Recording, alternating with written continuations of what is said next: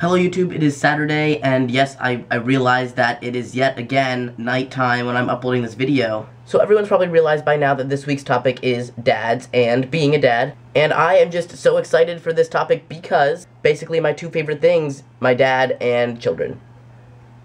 Is that weird?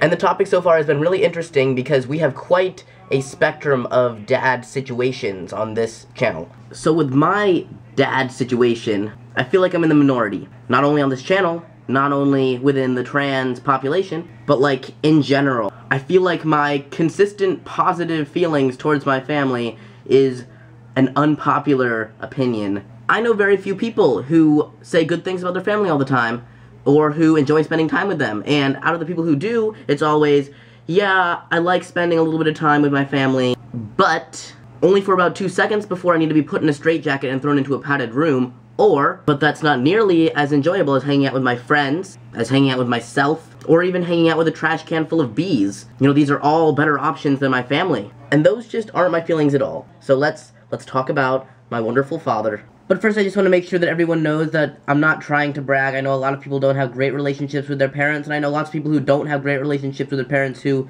wish that they did. It's just that I've been given the opportunity with this topic, and I'm going to take it. I'm the kind of person that doesn't feelings very often. What I mean by that is that there's a lot of little things that my dad does, there's a lot of big things that he does, there's a lot of just everything he does. I would be hard-pressed to find a single negative thing to say about him. I don't really tell him ever how much any of these things mean to me. I don't know, we don't emotional talk ever, but it's all actions, not words. So I see all of these amazing qualities, and it always just surprises me so much when I realize that people on the outside, they don't see those things about him. I'm not going to get into the details and the reasons of it, but my dad got an email. I believe it actually called him a piece of shit at one point, like word for word, that's a quote. Just tearing him down, saying all he cared about was money, or that she really hopes that his kids don't end up like him. And I feel like a lot of people see that in my family, just money, money, money, that's like what gets us through. Or that my dad like bought our affection or something. People with money somehow got this reputation for being these cold, heartless creatures. I swear my dad is one of the most caring people in the world. I said it.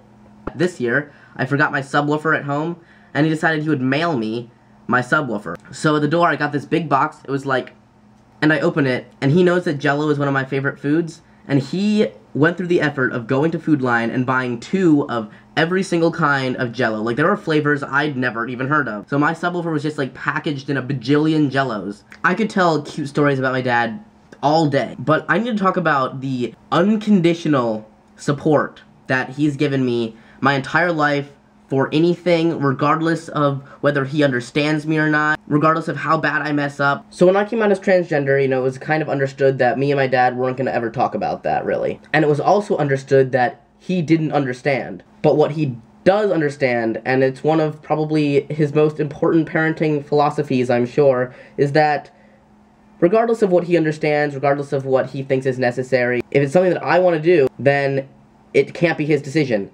It's my life, separate from his, and if I'm going to do it, he's going to support me whether he agrees with it or not. And that is definitely one of the parenting philosophies that I've appreciated the most. You know, so many parents try and police their kids' lives because they think they know what's best, and my dad, you know, he accepts that I know what's best, and if it turns out that I was wrong about what I thought was best for me, I can figure that out on my own, and I can handle it myself, and all I have to do is go to him for, you know, help or guidance or whatever. He could put his 2 cents in, but ultimately it's always going to be my decision about my own life, and that's a really important thing to instill in someone, to let them know that they are the king of this palace that is their body, or queen. There are times where I feel like he should have just, you know, given me a slap in the face, figuratively or literally. I probably would have deserved it. I've really messed up in my life sometimes. This is something I don't really tell a lot of people, but I'm about to tell it to probably like 1,000 people, so fun fact about me, it's gonna shatter your perfect image of me. I finished my freshman year of college with a GPA of 0.47. So I checked your grades online. Looks like you failed everything. You know, he gave me a little tiny lecture, and that was it. I couldn't even imagine why I deserved that kind of response. My life affects his. He has to explain how his daughter is now his son. When people ask about my grades, you know, what does he say? What can he say? I feel a lot of the time like an embarrassment to him, Like, I feel like he's raised me perfectly. He's giving me everything I've wanted, every opportunity, every amount of support that I've always wanted.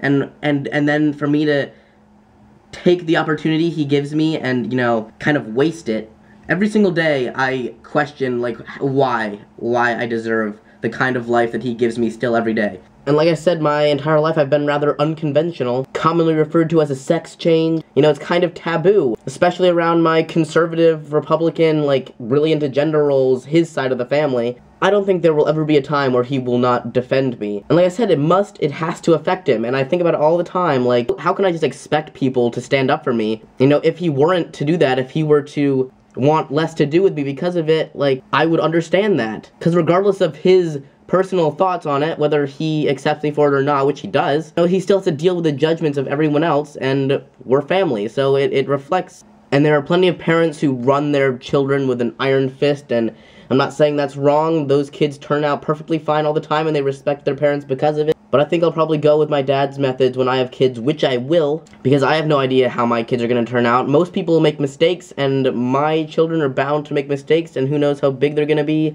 And not even just mistakes, just stuff that I'm not going to understand. And if I'm not there for them to get them through the hard times or to support and encourage them, then, as my dad has put it to me before, you know, it's between that and losing a kid, and, you know, it's not worth it. So about me being a dad, I absolutely adore children. I think I get along with them because they all think that I'm like a little kid too, because I'm short and have a baby face. I kind of have a beard going now, so maybe I'm growing up. But if I could afford it, I would have like 18 bajillion children. And I'm definitely going to adopt. There's no doubt in my mind that I will adopt multiple kids. But I really want a biological kid. There's something about passing on my genes that I like it. I really like myself. I like the way I think. I like my sense of humor. I like all these things about me. And I don't know which of those, if any, are genetic and which are just, you know, how you're raised.